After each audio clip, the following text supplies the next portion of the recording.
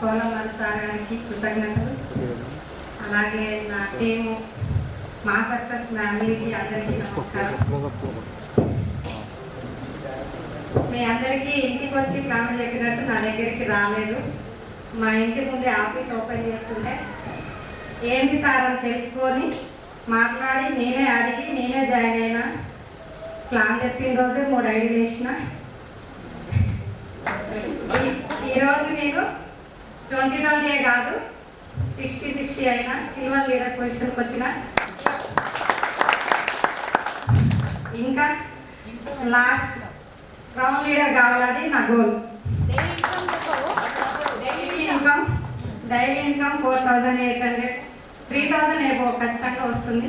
ఈరోజు 4,800. Thank you sir.